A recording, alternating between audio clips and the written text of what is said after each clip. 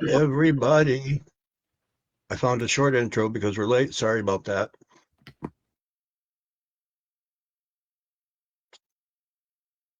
How's my friend Kenny doing tonight?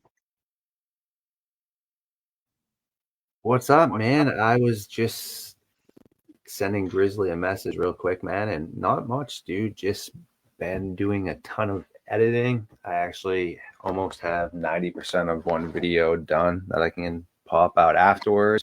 And just been nerding out, dude, learning a ton of stuff, which is my goal every day. What about you, bro? Oh, just actually today kind of laying low. Post-turkey hangover. More like the, I guess you would call it a leftover hangover. That's cool, man. How'd that go for you? It was nice and quiet. Hey, Michelle popped in. Now we're getting people rolling in. I imagine a lot of people think things are kind of shut down with the holiday weekend, but we still roll. How was your Thanksgiving?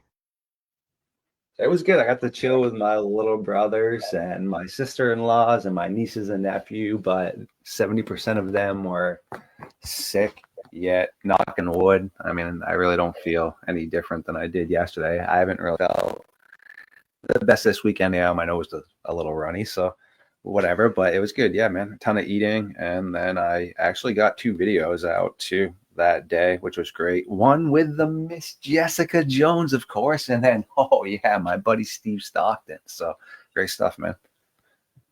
Uh, Sounds good.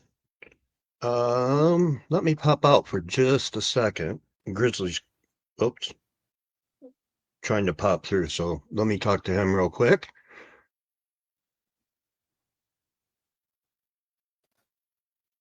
So how's everyone been doing? I can see your chat, but I do not have my YouTube link to it.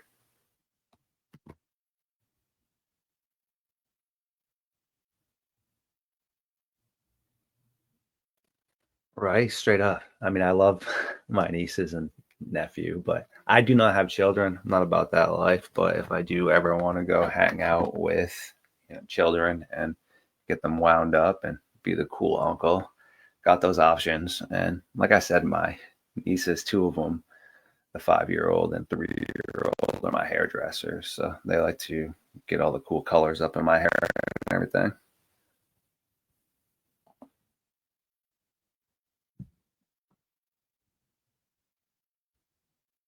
Brian, I believe you're muted. You got the thick beard going on right there too, man. Great stuff. Yeah, we grew up for the Halloween Wolverine thing, and I got so many compliments, and I kind of left it for a little while. That's hilarious. You would crack up right now because I really never rock facial hair, but I'm a big hockey guy. And the thing with hockey guys is we don't grow out mustaches to look cool. We do it basically to like troll ourselves and just troll everybody. So I got like a nasty stash right now for the hockey season. It's hilarious. Oh yeah, you're gonna use a little mousse and do the handlebar thing. No, I can't get it out like that, man. It just looks like a big old caterpillar up on the upper lip, and I send it to you. You could probably smell it. I'm just kidding. Oh yeah. All right, now we got people coming in. We got Amy's in the house,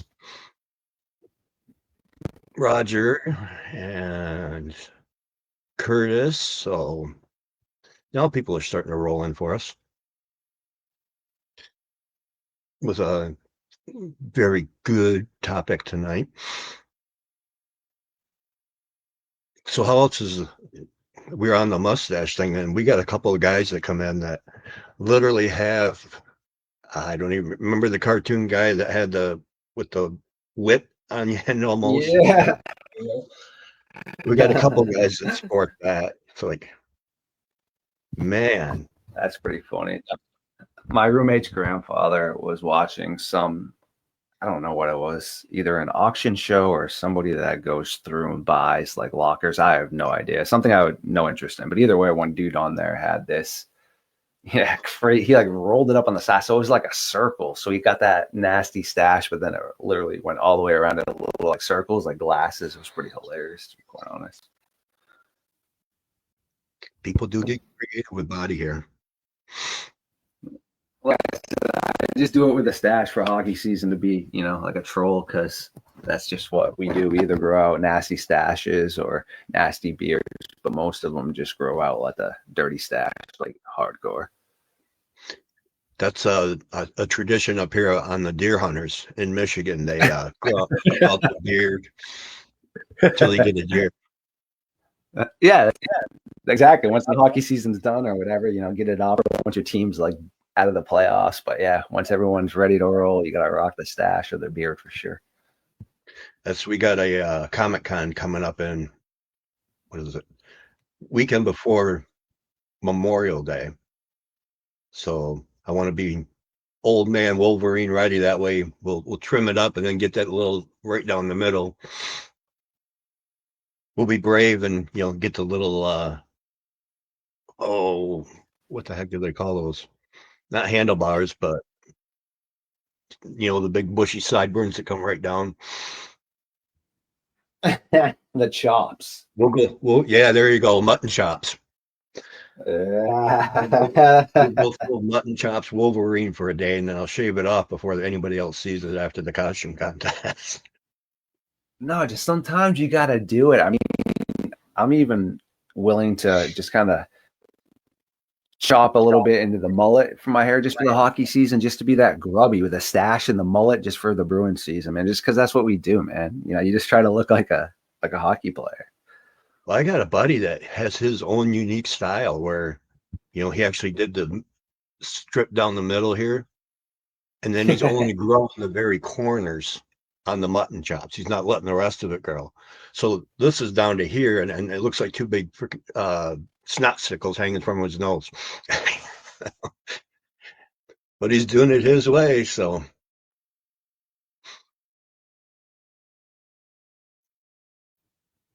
That's awesome stuff, man.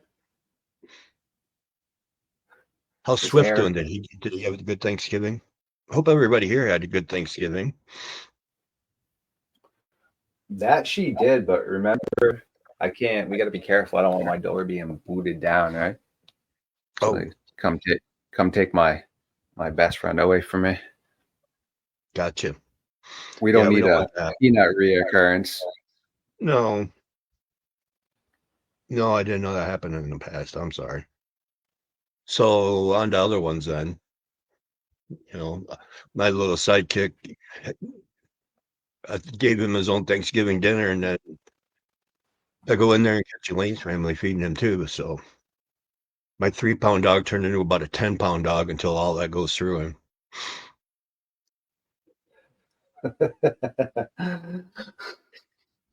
Definitely hoping he gets the puppy pad for that one. So what are we talking about tonight? What's going to be the stuff that sweet dreams are made of? There you go, right there. Well, some pretty interesting stuff that I thought you and I could touch base on, because again, just have the file cabinet in my brain filled up, and like my uncle always says, you always do got that hamster cage churning up there, don't you? And that's facts. So I have some pretty interesting things that I believe you, the audience and such, will definitely want to dive into. And if you kind of want to bridge it over, and we can talk about either one of those in whichever order you'd prefer. But yeah, if you'd kind of like to muddy the water a little bit, I can then just blow some people's minds, because it's all out there, the documents and everything. And to be quite honest with you, there's a couple great shows that do it really well too. But like I said, always do your own research, but it's quite plentifully out there, and that's not a good thing. So yeah, the one that I started looking to was the Nazi influence in the Vatican,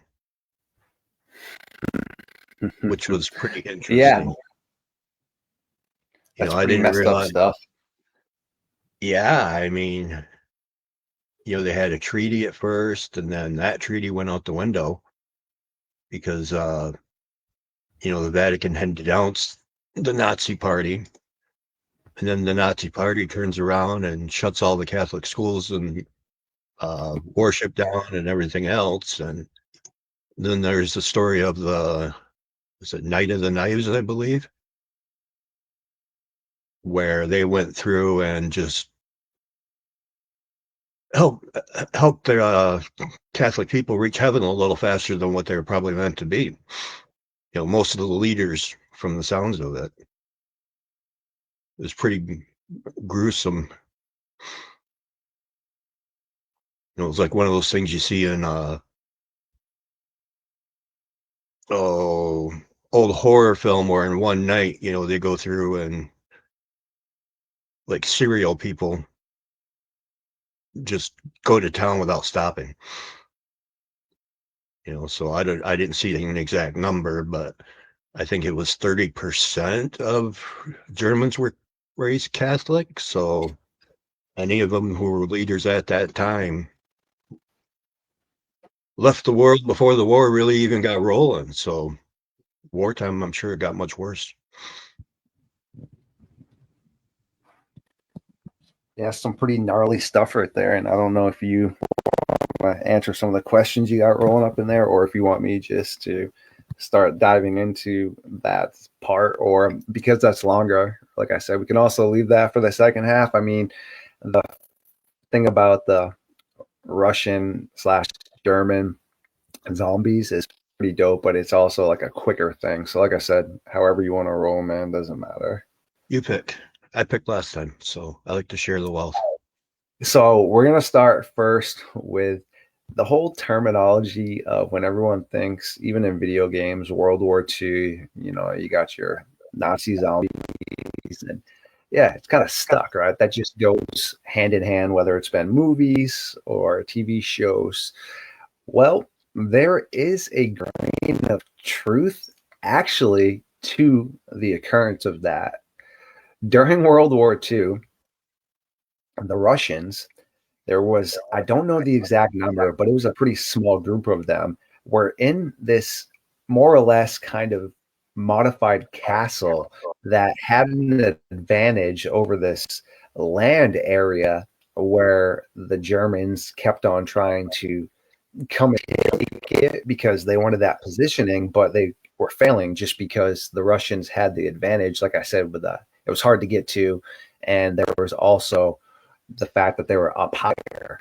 Well, as time goes by, the SS and the Germans are like, all right, well, we got to figure something out. So the Russians are looking through I'm not sure if you have binoculars or whatever they were using back then, and they saw some of the SS talking, but obviously they couldn't hear what they were saying, but they were looking all around, holding their finger up in the air and throwing what looked to be like either dust or some sand and watching it blow around.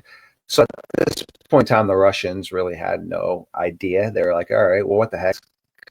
They're all down in the bunkers over there. So they can't really see like what's below them. They just see them from the waist up doing this. And they're like, all right, well, that's a little strange, but whatever. So they get ready for the Germans to launch another attack on them. Doesn't happen at this point in time. So the Russians, kind of fade off to sleep for the night. And all of a sudden they start hearing thump, thump, thump, thump, thump, thump, thump, thump. And they like wake up. And as they like slowly open the door outside, they just keep hearing the thump, thump, thump, thump. And then they start seeing this disgusting like mist coming through. And they realize this mist is all those noises are the animals that were sleeping, birds or whatever. And all the trees are like wilting because of this nasty like nerve gas or whatever they were sending over. So the Russians are like, oh crap. They close the door and they tell everybody, you got to put on, wet cloth over your face. Well, unfortunately, the Germans had modified it, so that was the worst thing to do. In certain cases, that may help make the gas like not go in. Well, in this case, like I said, the Germans had modified their gas, so that didn't work. It stuck right to it. Well, yeah, that's what had happened to the Russians now. So they're coughing up all this like disgusting stuff. Pieces of their lungs, their joints are literally starting to disintegrate. Their faces are melting away. And as they're sitting there, they're just looking around at each other, and they just believe so much in their, leader that he's pretty much looks around back at them and goes, you know what? They want to fight. Let's give them a dang fight. So as they are sitting there literally decaying, the Germans now are coming up, because as the gas is clearing out and they're able to start traveling up, the Russians can hear them. So they open the front of the castle. And like I said, their legs are all bent, their joints are literally disintegrating. And they're like, bleh, and they come out and start firing their guns. So all the Germans are like, what the heck is this? And they turn around and start crashing into each other and like running in the opposite direction.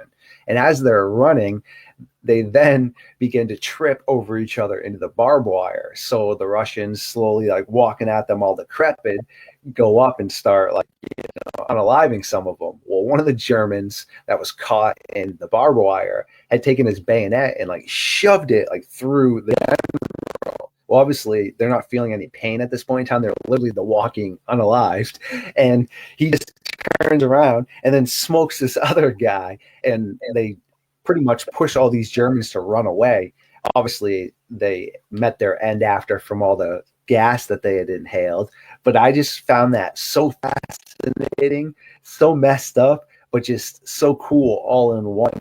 Because from both perspectives, imagine just seeing that. I mean, if even the SS would have seen some crazy messed up stuff that they had obviously done, what the heck is this? Because that's how messed up looking the Russians were when they came out with just their body fluids like seeping out of their face and everything. Pretty gnarly. Yeah, that would be almost a world example of live zombies attacking. Yes. How much closer can you get than right there, my friend? Flying everywhere and slobber and screaming and look like I mean, holy smokes. It makes you wonder, too. That's probably where part of the ban on gas, gas warfare came Yeah, in. of course. I mean, how nasty is that? About as brutal as it gets for sure. And now that we had spoken about that, it ties into what we're going to dive into next. And everyone can look at this and check it out yourself. The History Channel does a great job. And if you got beef with the History Channel, look elsewhere. Again, plenty of credible sources.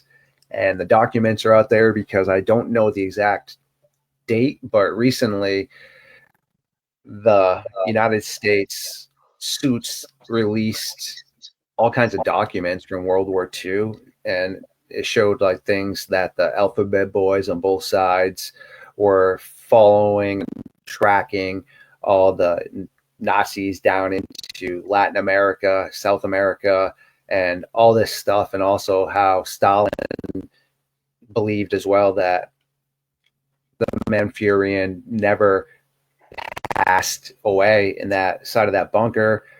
And also when I believe it was just recently, the skull supposedly that had the bullet hole in it was from a woman. So it wasn't even the Manchurian, and it wasn't from Ava, whatever her name was, his wife, because it didn't match hers either.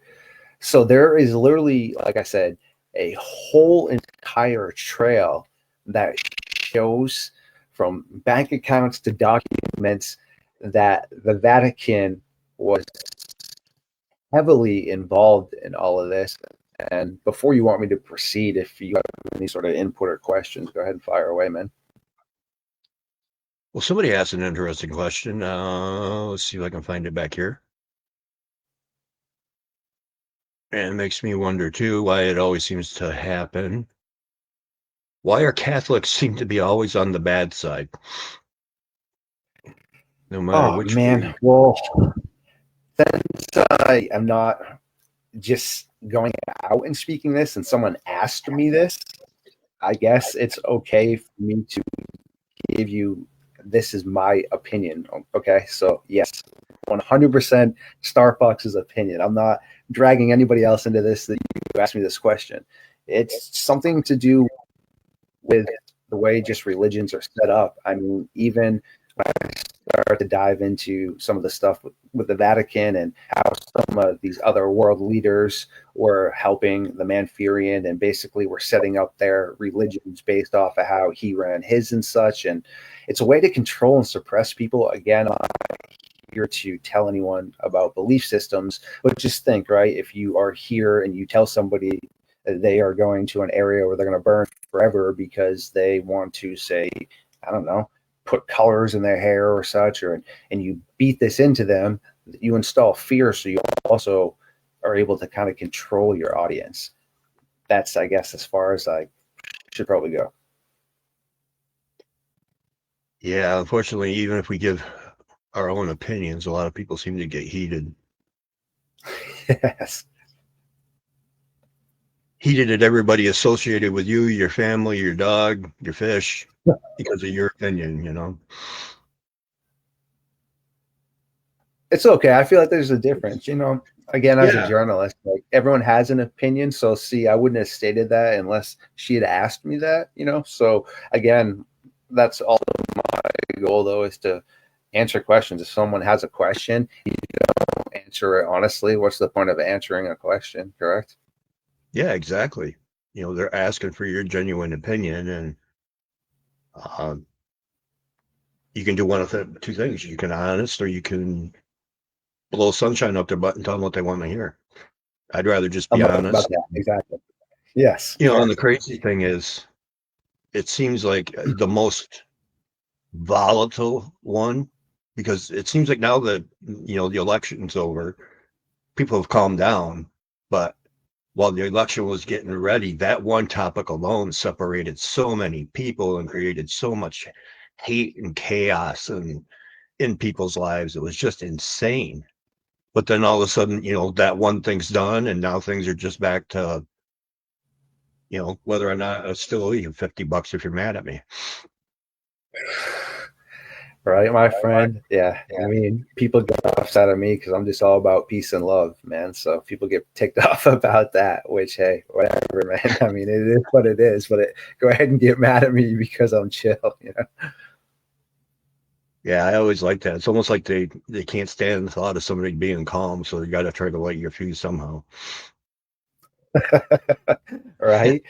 Amy sounds like one of the good ones. She says, "Ha ha! I listen to a lot of Catholic shows, priest theologists. I can take a hit." No, that's totally cool. And like I said, I mean, I am all Yeah, about everyone doing things that make them happy, and also as long as they don't affect, like say like vulnerable people, whether it's children, women, elderly, negative, terrible ways and things. I mean, if people enjoy something, then yes, make sure you always do that. As long as, like I said, you're not causing some sort of negative, drastic impact to humanity. yeah. It's better to be loved on than hated on, or push that on somebody else. Because sometimes if those negative feelings go out, you never know how much negativity is going to come back. It's like, is it really worth it in the end? All the hassle and energy wasted on that. You know, I spent a lot of time in my youth, Right.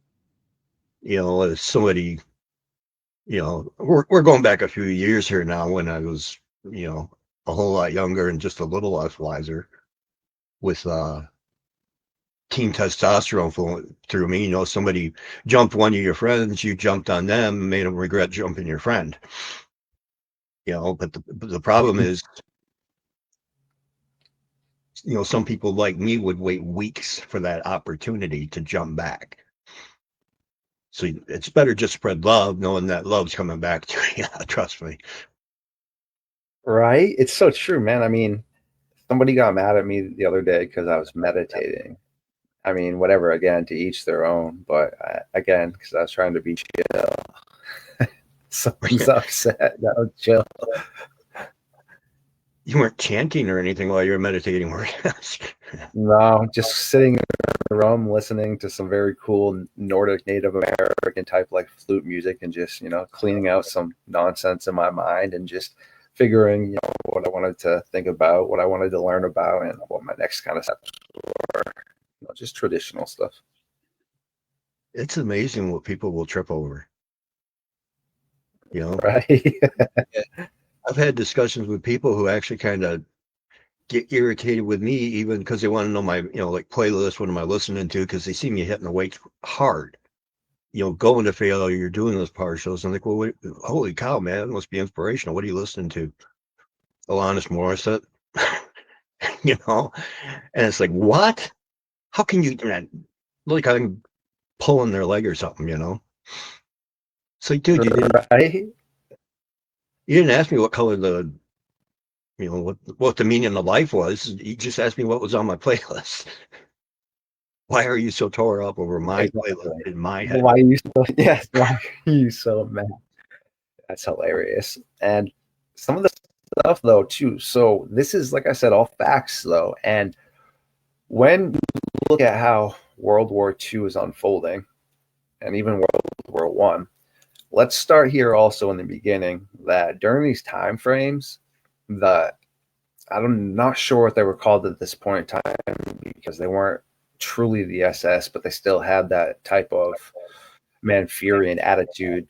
Went to the South Pole and started really trying to look around and see how that could be of use to them. And they cleared out a very large area for people that were involved in their following, etc. All right, now let's go back to World War II. As this was all kind of coming to a downfall for the Manchurian, he was again, yes, a madman, but also a genius in regards of, we all know how we spoke about this.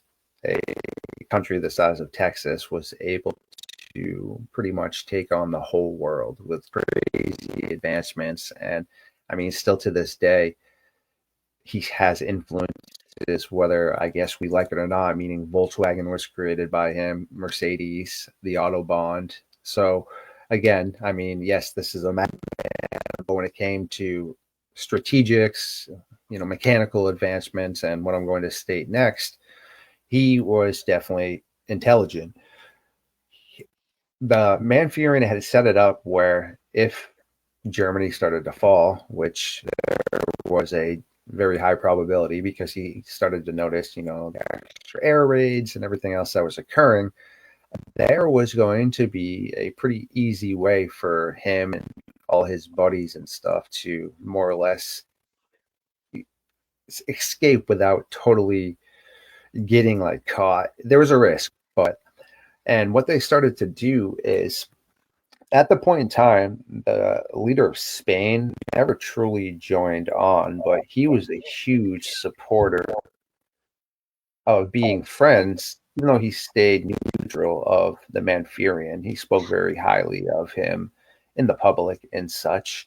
And also, there was a subgroup of the SS, more or less, and the Manchurian group, the word that begins with the N, that's the word, you really don't want to say too much. Well, they also had a subgroup, which I cannot really pronunciate because it's German, but it involved members of the Vatican and also other people that were religious based members and such that were fully on board with the same beliefs as the Manchurian and such, but they weren't directly involved with that type of behavior. But they were, though. They still went around collecting gold and such and would tell you that, hey, you give it to me, we'll let you go. But they didn't. They would smoke people still. So they were just as terrible. But they were near, like, I believe it was Croatia and such. So they had another outlet as well, and kind of, I guess, like buddies. And the Pope came out and said the Manchurian, quote unquote, was a nice guy. Well, wait a second. What the heck? Who? The Manchurian is a nice guy? You publicly say this? Okay, well, why don't we show our colors a little bit more, Mr. Pope, at the point in time? I mean, yeah, are you not aware? Are you blind? Like, what the Christmas trees? But either way, okay. Yikes. So as this is all starting to crumble now, the Manchurian had funneled off a ton of money all the way around to basically figure out his departure. I mean, he was able to. There's bank accounts that tie into the Vatican that have a ton of Manfurian's gold that he stole from people in their accounts and such. So wait a second, what's this doing in here? Why are you having any sort of connection with this whatsoever? Also, now he was able to go down to Argentina and had connections down there as well, where he had sent down some money because they were a neutral country. But later on, they did join us, but at this point in time, they were neutral. And there was a very famous female pilot for the Manfurian that I believe she was never caught. She was able to get a really high up person out too and fly out during a massive attack of the Allies, just because, I mean, she was arguably the world's best flying pilot at that point in time. And there was also all kinds of trains and such. And under Berlin, because again, the Manfurian knew this was going to happen, he had built huge tunnel systems. And one of his high up people actually ended up being caught escaping through these tunnels. But they believe obviously the Manfurian would have had a way larger heads up than this guy, and that he would have got out of here way quicker than this other guy was, because he was kind of lower on the totem pole. So what the heck? Because at this point in time, one of these other communist leaders had gotten caught, and well, he was hung, him and his wife, upside down and displayed. So the Manfurian's like, yeah, I'm not about that life. You're not going to do that to mine and my wife. And also Stalin himself didn't believe afterwards the whole thing about supposedly the Manfurian shooting himself and then his wife Ava again supposedly unaliving herself, because the one person that claimed he had seen this was a huge loyal member of the Manfurian's inner crew. So yeah, right, like he's gonna tell you if the Manfurian and her were really in there. And people don't realize too, the Soviets, when they were up in there, man, it wasn't scientists and really that smarter people. It was frontline soldiers. They were just tromping all through there, grabbing whatever they could for trophies and such. And there was no sort of scientific looking around for, you know, say blood splatter or any of that. And when they did look at a supposed skull that was found with a hole in it, when they were finally able to verify it scientifically, like years and years later, it was from a female that had nothing to do with Ava and also wasn't a Manfurian. And when you look at the aspects of after World War II, the Vatican brought in a couple super high up Manfurian buddies of the SS that were doing a super terrible things, and they were chilling with them in the Vatican and allowing people basically to come in. And some of these people were like priests. Yo, wait a second, you, the Vatican, you're preaching all this holiness and you're sitting here chilling with Nazis, dude? Okay. Yeah, this is beyond like blowing my brain. And then also down in Argentina, one of the U-boats that was the best of the Stash's crew, his platoon or whatever, popped up down in Argentina. Okay, how'd that get there? And also, some of his high up people were dumb enough to actually use their real names down there to apply for citizenship. And there was a famous Manfurian hunter that was able to track these individuals down, and they ultimately got their demise. But at this point in time, man, these people were just walking around totally fine. And there's a paper trail stating all the way where they went, who took them in. There's public announcements by the Pope saying they're good people. Then you have the leader of Spain again, who was saying he was a good person that, again, wouldn't have sold them out. And boom, it just leads all right down there. And again, why were there classrooms of people that were being taught the Manfurian's ways down in Argentina and South America? And why were there so much influence of that down there? How'd that submarine get there? It's messed up stuff, dude. And like I said, everyone their own research about it, but the History Channel will blow your lid off it. And I mean, it's all out there. So Yeah, I seem to remember South America was one of the main thinking, what we call the Manchurian, we're calling him. it's a good way to say it without getting into, I guess, too much trouble, because Yeah. that's what he was called. It took me a second to catch that, but yeah, and even before the war, they had a big vote giving him actually some limited power in that religion, and so I never bought the fact that that was him, that was all charcoaled up, and and you're right, History Channel does blow it off, because I believe they did like DNA from relatives that didn't match.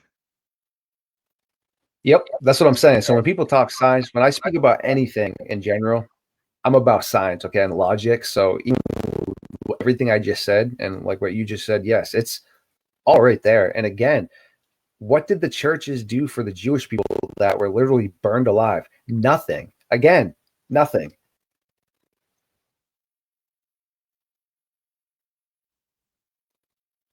Yeah, it's a hot topic, because how do you address it without bashing anybody? Just provide facts like we just did. I mean, it's yeah, there. Yeah, you don't have to choose a side. You just need to look at facts, it's not an opinion, it's history, facts. So hopefully everybody's good with this, because like you said, it's facts. Uh, the fact that back then one person was able to coordinate all this and pull it off, even with the technology that they had back then, was top of the line. Didn't keep track of him. So who knows how long he actually,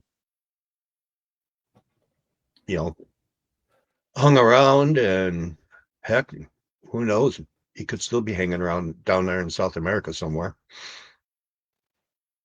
Right. And also, here's another interesting thing for you, too, man. Winston Churchill, there is documentation that he was pretty close to just going to join that side because he knew the outcome of what was happening. And recently in Austria, there's a lake that now has a ton of trees over it, and it's got some mysterious stuff where three people that knew a ton of this history there were smoked. Okay, so what the heck? Three people that know a ton about this are just randomly smoked here, and this was a long time ago, but it was almost like someone was watching over it. Now all these trees have fallen in there, so it's really hard for divers and people to get down there. But supposedly there's still a ton of missing gold out there of the Manfurians that he took from people. The majority of it, I believe, they said 80 to 90% that was taken back in, not in a total scheme, but 80 to 90% that they reclaimed was given back to the people that they were able to figure out who it was originally taken from. But the majority still, there's a large portion of this massive amount of wealth still out there, because what the Manfurian had done is just took in anything of value, meaning, whether it was ancient artifacts, paintings, obviously gold. I mean, we all know, if you had it in your mouth, what happened. So we don't really need to dive into that. But there's a ton of wealth out there. And again, that can't be found. So in this lake, they sent these divers down, and what they found is still crazy as heck. They found a ton of British fake counterfeit money that the Manfurian had flooded the British market with counterfeit money to tank their economy. So that way Churchill would have no choice but to join what was going on. And they ran out of money because it was publicly funded. So there's still a bunch of these Manfurian cases down in the bottom of this Austrian lake that could contain gold or all kinds of other things. So that's what I mean about this was put everywhere. Okay. He pretty much most likely sounds of it knew that his run as to what they were doing was coming to an end. But man, they had set it up where I guess even if technically he didn't escape, all his upper people were able to. And I mean, we all know how. Check it again. There was something released recently, like I told you, that the Alphabet Boys, you can see all of it back in like this time frame, how they were looking all into this, and they brought over some of the top scientists to come work for us that ended up participating in NASA, Plum Island, and all this stuff. So, I mean, the lineage of what they did, it really makes me wonder. And I don't even know how, if anyone is going to ever figure this out, but it seems like they went so far as to almost guarantee this thought process would pass on, man. Meaning, sure, if the country of Germany now has distanced themselves from that, and obviously that's not a publicly taught thought process, you would like to think no one has anything to do with it. But when they brought it down to areas like South America, and we're already teaching super young kids and having families and such, that type of attitude is passed on. And I mean, yeah, it's just messed up stuff. Yeah, Lori shoots a straight one at me, Brian Barber. I know you both are being scientific and logical, but you also have to address the religious history and emotional. And it, there are times that everything ties in. Religion is history. You know, I think religion and history and science need to work a little better together because there's stuff being proven that was written religious wise and vice versa. I think everything needs to be progress, excuse me. I think it has to progress together. Just because it was written 2,000 years ago by 2,000 standards that apply today. I mean, some of them are definitely worthwhile keeping around and stand in your faith if that's what you want to do. But at the same time, if we're going to talk history, we have to talk about what people have done, regardless of what religion they were. Germany was Germany at the time. It wasn't, I don't even say it was bound by religion. I think it was just prejudice on Manfarian's part. But at the same time, he just wanted to be ruler of the world, have his own new world order, if you will. Yeah, it's pretty gnarly stuff for sure. And a lot of people don't realize that the Manfurian's type of belief system and what the SS all believed in was actually more or less their form of religion, meaning they didn't believe in, I'm spiritual, I'm not religious, so I don't know like what to say, Catholicism or anything along the lines of that. They believed in, well, that thought process. And I mean, anyone can go look up what, the Manfurian's religious aspects are. I mean, it begins with an N, and ends with an M. So that was his religious beliefs on where people stood and who was superior and to others and such. So again, just interesting stuff, man, for sure. Yeah, and he had his own ideas of what the perfect person, blonde, blue-eyed, even though he was neither of the two, which makes you wonder where that body type came from if the leader of the group wasn't normally the alpha male is what everybody strives to be, but if you're born blonde and blue blonde and blue eyed, you're never going to get the black hair and the stash like that. So See, that's what I mean too. There was another doctor that was really good friends with the Manfurian, and he used to go out and specifically experiment on children and such. And he would also then walk around the village, and everyone would refer to him as uncle, and he'd be super nice. But he, in one night, injected 40 children with cyanide just to see the effects of what they would do. He also put twins together to see, the effect, and they would get gangrene, and then he would inject one twin with something and keep the other one normal. And then once that one was deceased, he would unalive the other one again to see what the insides were looking like, all this stuff. And this dude's just out playing golf, traveling around, just doesn't get caught for what he's doing, goes off, and again, just chilling and decides maybe he doesn't want to do this too much anymore, goes down here. He's just walking freely, man. And then finally, the way he unalives is he drowns in the water, and then his skeleton ends up, I believe, in a Brazilian historical spot where they were teaching people about what the human skeleton looks like. Yeah. Kind of ironic. Right, but that's just what I'm saying. I mean, look at that. Like, he was also injecting like solutions and to see if he could change people's eyes to blue and such. I mean, yeah, it's pretty gnarly stuff. And he, whether people want to say or think that the man fear and force these people, there gets to be a point where that right there, that's not being forced, that's enjoyment. And there's more than one person amongst him that enjoyed it. People don't realize Heinrich Himmler is pretty much the mastermind behind how, unfortunately, people were put into terrible situations and concentration camps and such. He was the one that came up with that. That wasn't Manfurian. The Manfurian obviously signed off on it, but a lot of the crazy, really super sinister stuff was actually done by Heinrich Himmler. Again, people don't realize that, but man, there's like 50 of those people or more that were all about that stuff. So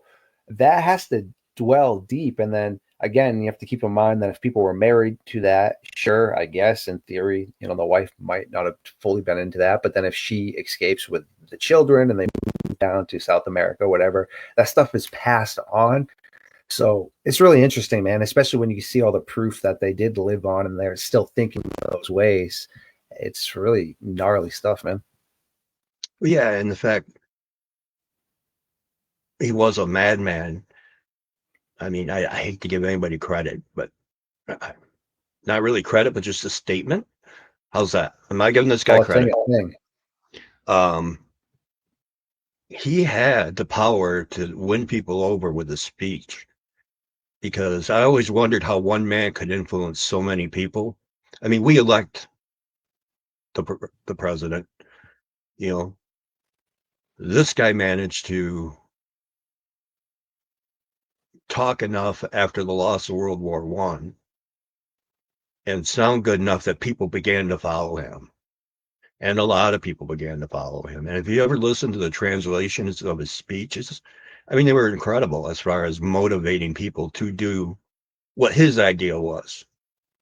Mad as he was, somehow he still got people to follow him, whether those people were lost or just unsure of what to do, or maybe just the power of his words gave them hope. Because after World War One, I mean, Germany was a wreck with all the sanctions and everything that were against them.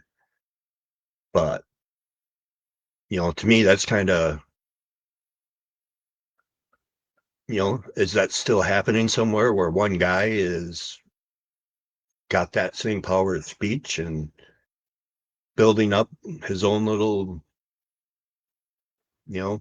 army, winning people Right. over, Well, what people also going don't, to come out of nowhere and do something. yeah, what people don't realize too, for sure, is during World War One, like you said, a lot of people get the misconception that the Manfurian was always at the position to be able to force things on people. That wasn't really until like World War II, like you said, when he got the power, then he could force his way. But he started off as a soldier in the German army, like you said. So he afterwards had to go through all the sanctions and all the downtimes, but then he was able to, like you said, influence people enough to put him in the political position to even then, get that power to win it. And there's a really interesting story about how during a battle in World War One, there was a lonesome German soldier that came out of the fog that had no weapon or anything. And this American soldier had a chance to unalive him, but he didn't, because the guy had no weapon or anything and had his hands up. He didn't want to just smoke somebody like that. Well, ironically enough, that was the Manfurian who then became the Madman. Yeah.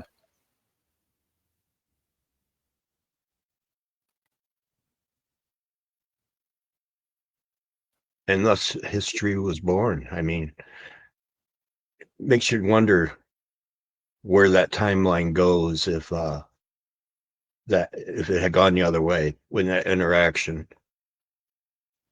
We have Virgil respectfully wants to ask us a question, and I know Virgil will sometimes.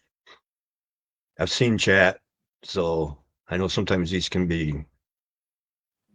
We'll try to. We'll go with that, Virgil. So no, it is the stuff nightmares are made of when you think about it. I mean, that one person from World War II wasn't, or World War One, sorry, was a nothing and nobody, and yet turned around and look where he took Germany after that. You know, if he hadn't gone for everything, and Japan wouldn't have, you know, done what they did in Pearl Harbor, it might be an entirely different world. U.S. would still be U.S., but what would Europe look like? That's pretty insane for sure.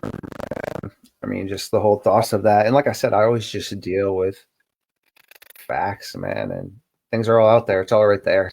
So again, I mean, anything I try to approach is all going to be scientific based. So History Yeah, and Channel, even like I when you said, look, does a great job. And that, but yeah, check it out. no, and the way you broke it down and put it into layman's terms that even someone like me can understand is because that paper trail with the sun and everything, you know, that's the crazy thing is they don't put that in the broad media or the mainstream media, I should say. It's stuff on stuff like History Channel where you have to learn it. People still have that narrative that even though, yes, you know, here's the truth, here's the facts, here's the paper trail. The only thing we don't have is a headstone. Aren't willing to accept that at the end is where the old man gets it, you know. No, for 100%. And that's the great thing. So I just, as a journalist, like to present facts and what is supported. So, I mean, I'll give an example. I could think T Rexes were warm blooded and had feathers. But guess what? As a journalist, it's not your job to state that and publish that unless there's stuff to back it up. Just because I think that, if there's proof supporting that it was cold blooded and more slow and reptilian based, I'm not saying any of this. I'm just giving an example. Then that's what you should be, sitting there and reporting on. You shouldn't be then still trying to, I guess, what's the term? Make your narrative fit bad science and bad journalism. Well, and since you touched on that, it's crazy to me how they can reconstruct, I guess, what something looks like from bones. I Beautiful, man. mean, It's amazing. I love it. it's they did. I've seen them do reconstruction of facial reconstructions on skulls on like History Channel, and Mm-hmm. how they're able to get it so accurate to the picture, you know, without actually having that picture.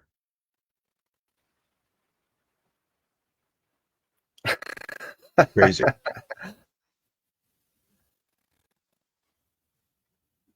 So Virgil, obviously, that image is, I am artistic, and tonight we were speaking about the World War II zombies. But I mean, if you think my other images look anything like that, that would definitely be the first time I have heard something absurd along those lines, for sure.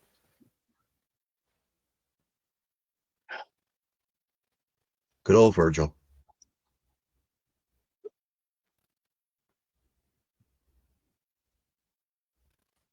So what's next? What do you got coming up? I mean, we can talk about. For the rest of the I night, mean, or you just and I are here all night.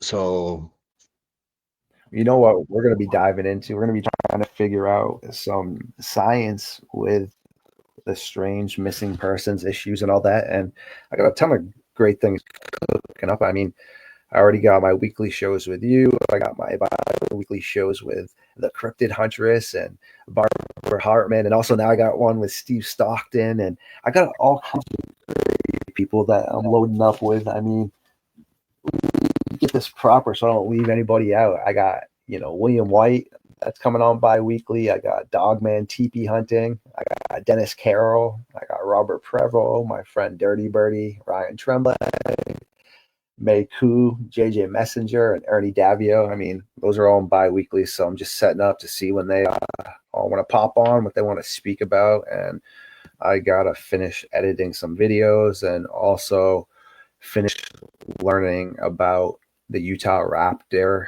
So I had dived into that in the background. You kind of want to finish up that. And then I would like to learn about some interesting stuff that highly compelling and posted about some of our ancestors. Yourself? Actually, if we got pounded with snow up here, so uh, hopefully where I can get to my research area, I'm planning on trying to get out there this week. So actually Monday's my birthday. I'm hoping to go on a Monday night hunt. Maybe the Squatchers will have a little something for me, because we did go out a few nights ago and had some pretty crazy things happen out there that I'd had a friend standing still. I'd walk one way and there'd be footsteps behind him. And then when I would turn around and walk, you'd hear nothing. I'd walk the other way and then the footsteps would still be behind them again. So something was circling in the night. So I don't know, maybe you were in Michigan hanging out, trying to give me a fright.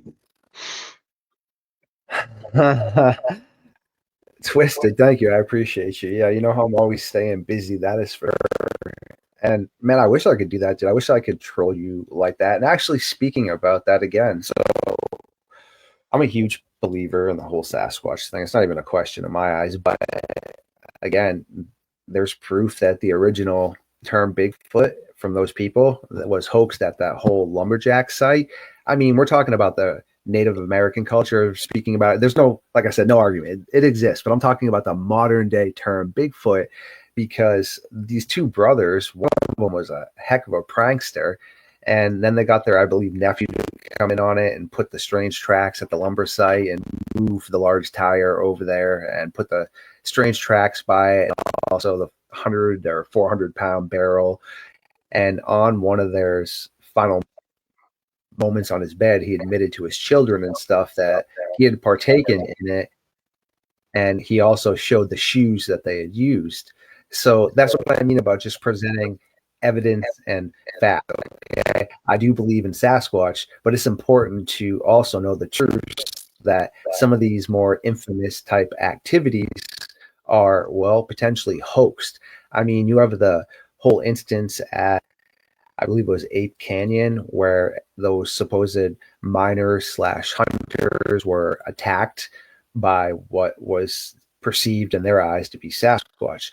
Well, there's also another quality narrative that people just choose not to pay attention to that has been scientifically backed up, meaning that in that area, those gentlemen were finding gold all the time, and also were able to get quality hunting and deer whenever they wanted to. So at the same time, right there, you have reasons not to give out your location. Just the gold alone, man. All right. So if you've already heard about these type of legends and lore, it's no different back with, like, the Ozark Howler and people doing the moonshining.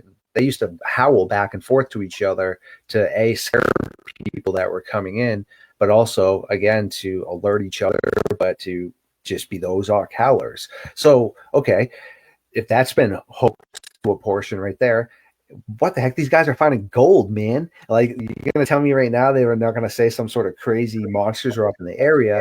And also, there is other aspects that show there was a landslide that occurred, and that would be a major reason why rocks had come down and hit the side of their cabin and such. And History Channel is another one that does a beautiful job of breaking that all down. So that's just what I mean. Yeah, I do believe Sasquatch and stuff is out there. But I believe some of these more Hollywood encounters, just like with the dog man, aren't real, man. They're fake. They're hoaxes. It is what it is. Yeah, I gotta admit, the Jerry Kerr one, that was the guy's name, I believe, with the construction one. To me, that print looks different than the Patterson Gilman film prints. Yes. If you know what I mean. It Well, yeah, because he was just using a looks a little, shoe that was flat. Yeah. yeah, there's no mid-tarsal break like they got with Patty, and not that all prints have mid-tarsal breaks. I've seen them without them, but that just depends, I think, on the landscape and everything else. But Yes. that one print bothered me compared to Patterson Gillen film, but I think it was the Jerry Crew that uh, instigated them going up there and winding up getting. I'd have to check my history on that one, but so kind of if it was a hoax turned into a gold mine, you know, a year later or whatever it was. And like you said, when they held up, the fact that they held up the foot and somebody in the one of the reporters taking a picture of it said, "Wow, that's a really big foot," and that's the name that stuck for all these years. It's kind of funny. No, it really is. And that's what stinks about it, is because we do have the science and we do have the actual indigenous cultures and the real quality stuff. And because that right there, like you said, where for some reason they just want to ridicule that side of it and forget about the quality side of it, you know? Yeah, that's one of those. I don't even know what the right word is for it, but one of those moments where just a flippant remark becomes a name for a species. you know.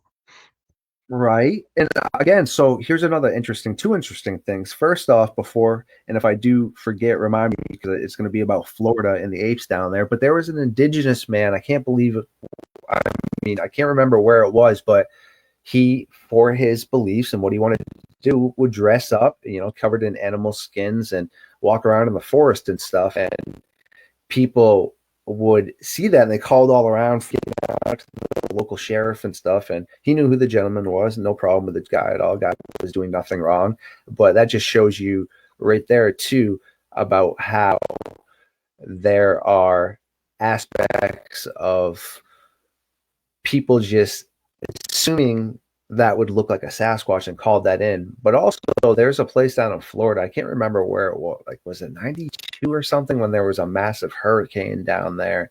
And inside of it, at this facility, there was a ton of apes that escaped. I believe the number was pretty large of what they believed got out and about.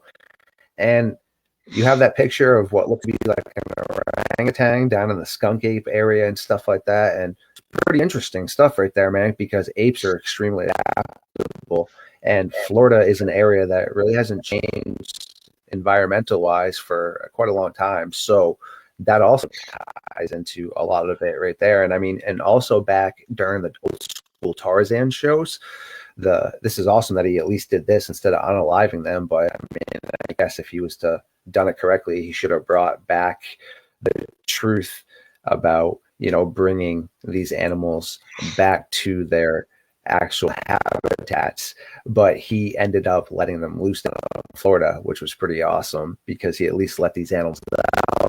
But yeah, in all those old school Tarzan shows and such, it's right there where he provides all that, which is awesome. And to tap on that comment that I just saw you flash up, I mean, I don't base anything just off of one TV show episode. Anyone that works with me or knows who I am, I do extensive research before I make an opinion on something. I was making references that History Channel did pretty much a great job for all journalists like myself to just ring loop all that truth right together. And again, search it in very quality outlets outside of the History Channel. So yeah, of course. But there are examples. I mean, Les Stroud, right? He is technically considered a TV show. He is on YouTube, right? But he is telling you the truth as to what's occurring. So I guess technically half your statement's correct, but then half of your statement I would disagree with. You tapped on a set of photos that I can't let go of, those Mayaka skunk ape photos, because Mm-hmm. um, you know, I've never seen an orangutan in person. You know, you see him on TV and YouTube and everything else. You know, my favorite one's Clyde from Any Which Way But Loose, but excuse me. You know, but I look at those and I just don't see an orangutan when I look at it. I see the hair, but the face looks different. The eyes look different. Hmm. People put hooks out there because of the strange background from the letter that went and how those pictures became public. You know, I do find it funny that they were, you know, they had apples out and they happened to be apples brought down from Michigan to Florida because they're, you know, winter grandma loves Michigan apples. So I think they were Honeycrisp, if I remember reading it right. And so that, you know, a few missing and missing, she goes out and just fires, you know, two flashes, and there's those famous pictures. You know, I got people scream hoax, but at the same time, I mean, the thing moves from picture to picture. Whether I don't know how Hmm. they would, unless they made two different cardboard cutouts, you can say what you want. But the fact that at first it, you know, opens its mouth and shows its teeth was primate behavior for, you know, being scared, flashing those teeth. And then the fact that it leans back with the mouth a little more closed shows like it was ready to turn around and haul monkey tail. So I can't let go of the fact. I think they're the legit thing, even though the backstory is so goofy. But opinion. So That's that's what I just mean about playing with science. Yeah, no, you're right. There's the opinion aspect, but then like for example, Les Stroud, huge fan of this guy, right? He is I should say I try to approach it like how he approaches it more or less, I should say, because Les Stroud's a legend. I can't compare myself to Les Stroud, but that way he approaches the Sasquatch aspect is how I do. Okay. And same thing. So I hate to throw anybody on, but he'll tell you, and everybody else already has, and the guy did it to himself. So Todd Standing, for example, okay, he has one piece of evidence that honestly stands up really well, where you can see something that either humanish or maybe apish that is jumping from side to side up a terrain that it would probably be nearly impossible to do that in a suit, and especially in between these trees. But everything else he has is hot garbage. Okay. And when Survivor Man would ask him about things and such, it would always just be the one side of Todd Standing's side, meaning the famous video of him screaming, "Ah, get out of here. Ah, get out of here." Okay, sure. Could that be occurring? Yes. But at the same time, the dirt on Todd Standing is he has friends that are involved in video editing and things like that could easily also upload sounds in the background and do the distortion with the face. And again, there are quality outlets that have broken it down where you can see his face fits in almost identically when it breaks down into different pixels to his famous shot of being behind the tree. So Survivor Man, again, would never really buy into that. And what I'm trying to say now is, okay, Todd Standing was hell bent on these Sasquatch came through here and broke these trees. Well, you know what Stroud's response was, and what I think happened too, is this is an old logging road. Okay, most likely someone was driving down this. And there's a swoop of mud here too, and they probably slipped a little bit in their truck. The truck's about the height that would have cleaned out the top of those branches right there, and then they caught their slide and pulled off. Honestly, that's kind of how I would feel about it too. So, from Todd Standing's perspective, it had to be Sasquatch based. But logically, the thing that would happen most properly would be what Les Stroud said. And when you hear hooves in North America, you don't think zebra, you think horse is correct. So, I mean, there has to be some sort of logic here. yeah. I mean, everything.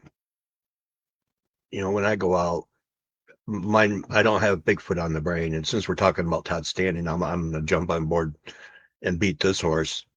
Uh, I honestly think he has best of intentions at heart to get them recognized, but I think he's willing to do some pretty underhanded things in order to accomplish that.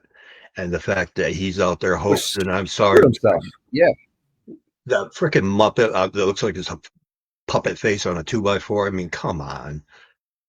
You know, That's what I'm saying. So he undermines himself from the actual quality video I told you, like, the one he had where it was jumping side to side, that really should be looked at. No one's going to look at any of that now because you've pretty much trolled yourself, and then you tried to troll Les Stroud, but he wasn't dumb enough to let you troll him. So then you looked like a fool too. yeah, I mean, basically, baby Timmy's going out with the bathwater at that point. No matter how much you love Timmy, bye bye bathwater. You know, And people don't realize Les Stroud purposely did that when they were like, oh, well, why did he choose him at all people? Well, that's why right there, because he has all that controversy beside everything. And, if he was going to dive into a topic like that, he wanted to go there and take a look at it. And there was another instance where I don't know if it was in Washington, but all these trees supposedly were pushed all over and broken down mysteriously. And there's pictures of it, and it was picked up on the Richter scale of what they thought was some sort of earthquake. But everybody that, in my opinion, has any sort of quality knowledge in their head makes such valid points. We're talking about energy here, okay? Everything is about energy. What purpose would it be for any sort of living entity to push over all hundreds of trees like this and do nothing with them, okay? That's the problem I have a lot of times where people will send me things about the dog man. Supposedly they find this deer with a chunk bitten out of it, and it has to be a dog man. Why does that have to be a dog man? Why couldn't that be a cougar that took a chunk out of it and then the deer ran away and obviously it was under trauma and then it finally becomes unalived? Why does it have to be the dog man? So that's just really a big thing for me. Is we're all talking about energy here. Again, there was a video that Jessica Jones and I talked about where this large elk had run itself between two trees and broke its neck. Okay, well, if the Sabe, which some people said it was, or the dogmen were chasing this thing, why would you just leave a huge elk right there? Why would you have expelled all that energy just to chase it? That doesn't make any sense. I mean, just not in my mind. yeah, you have to, when you find something like that, you have to be uh, logical about it and try to debunk what you can. I mean, if you got 17-inch prints leading up to it, hey, okay, maybe it's something different. But, I've seen pictures where there's been huge floods and cows wind up in trees like that. So, Yes, but it uh, had to be a Sasquatch or dogman that put it up there, right? No, the flood put it up there, or yes. yeah, people get Bigfoot on the brain. That's the problem. You got to debunk things. I've seen some weird things that, you know, like there was one print that I held on to because something looked off to me. It looked like a great Bigfoot print. It was a 16-inch, had the toes and everything, but something was still off, so I didn't send it out. And then when I finally zoomed in and really looked at it, it was one of those shoes or boots with toes on it. And they didn't step Mm-hmm. down on the toe, so it automatically imprint the full tread. Yes. So I didn't want to jump to the fact that it was a big footprint because it was kind of out and nowhere. But in my mind, that's what it was. And it's like, man, it's just off though. It's shaped just something's weird. And so I'm glad I debunked You my know what own else? stuff before I put it out there. Kind of as we're starting to tie this up too. You know what else popped into my head? Honestly, that I've never. I'm surprised nobody else has thought of this. So I have these shoes that are Vibram 5-toe shoes. Okay, it's like you're bathing bare feet, and if you were walking through the snow in certain areas, I'm surprised no one's thought those. They probably have for supposedly Bigfoot feet. Oh, who's out here in the middle of nowhere in bare feet? Well, the shoes I wear like that wear like a barefoot track. So even though I have shoes on, I would be out there in those. Yeah, that's what this was. It had toes, but it just looked off, and you could just tell when you zoomed in. It's like, oh, okay. Yeah, like I those got toe punked. shoes. Exactly. Yeah. It was like I got punked myself more like it. Like I said, Bigfoot on the brain. So I guess we'll, on that note, with Bigfoot on the brain, what better way to put your head on a pillow than an 800-pound monkey running around in the forest just waiting for you to come out to greet you?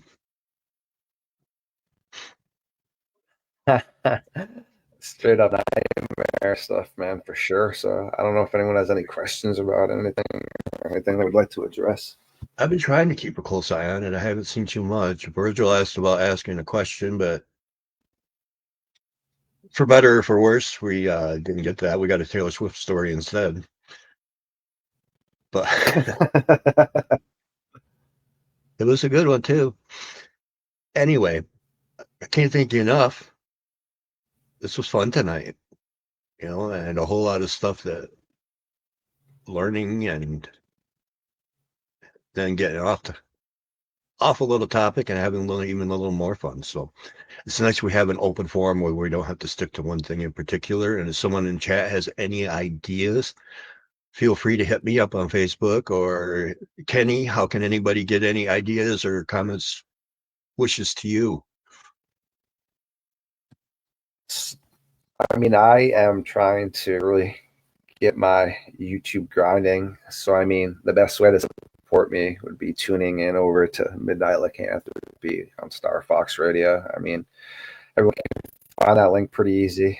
I assume Brian has it, even though assumptions aren't the best. But anyone that knows me and is in my crew can always text me. But everybody else, again, there should be a link in my description of my page that does direct you to my Facebook Dogman group. And I mean, from there, you should be able to send me a message. And somewhere in there, you can find my email too. But I mean, I do read my comments on my YouTube as well. So any of the above, eh?